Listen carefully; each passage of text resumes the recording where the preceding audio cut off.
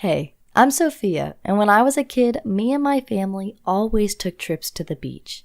I can still remember how much I loved building sandcastles and playing with those cute little crabs. However, one day, I suddenly felt dizzy and noticed that I was completely covered in rashes and hives. I got scared and ran to my mom to tell her that something was wrong. However, my throat was so swollen that I couldn't even speak. My parents saw that I was suffocating and rushed me to the hospital. Luckily, the doctors were able to save my life. But a few hours later, I got diagnosed with solar urticaria, or sun allergy. It means that whenever UV light rays hit my skin, I get rashes that burn like fire. To make things worse, my sun allergy is so extreme that I can't leave the house unless it's nighttime, or unless I'm wearing a big sweatshirt that covers all of my skin. You can imagine how my whole life changed in an instant. The worst thing was going to school, because all my classmates could play on the schoolyard while I had to stay inside my classroom with the curtains closed. I felt so lonely, and I couldn't even go to the cafeteria to eat with my classmates because it had such big windows and no curtains. Suddenly, I was a complete loner without friends. I guess that's why I hated school, but life at home wasn't perfect either. I had to spend a lot of time with my evil brother. We hated each other, and he always told me that my sun allergy was ruining our family because we couldn't go camping or go to the beach anymore. I also had nightmares where I tried to run away from the sun, but it would follow me into our basement. Once the sun rays hit me, rashes would form on my arms, with blue slime coming out of them, and then I would slowly melt like a snowman on a beach. But most of the time I spent laying in bed crying and wondering if any guy would ever be willing to date a misfit like me. I was about to give up on life, but then my brother had his 13th birthday.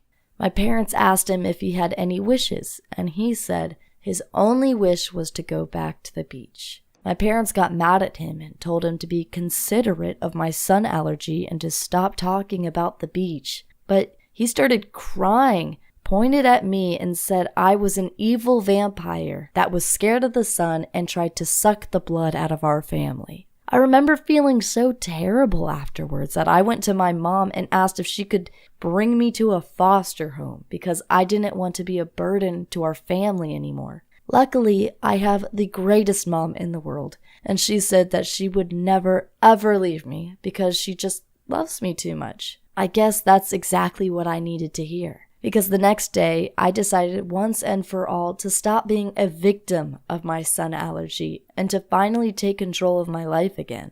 I joined an indoor hockey team to make new friends. I bought a telescope and took my family out to the beach and watched the stars at night. And I stopped thinking of my sun allergy as something bad that happened to me. And instead, I started to think of it as something good that happened for me and that made me become a stronger person. Now I'm in college and people here are much more understanding. Some even think it's cool that I have a sun allergy. And there was one cute guy who approached me and said he always wanted to date a good-looking vampire like me.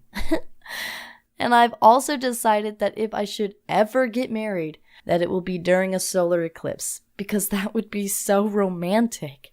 I guess it sounds crazy, but at this point in my life, I'm truly grateful for my sun allergy. It taught me that the events in our lives don't control us, but that it's all about how we react to those events.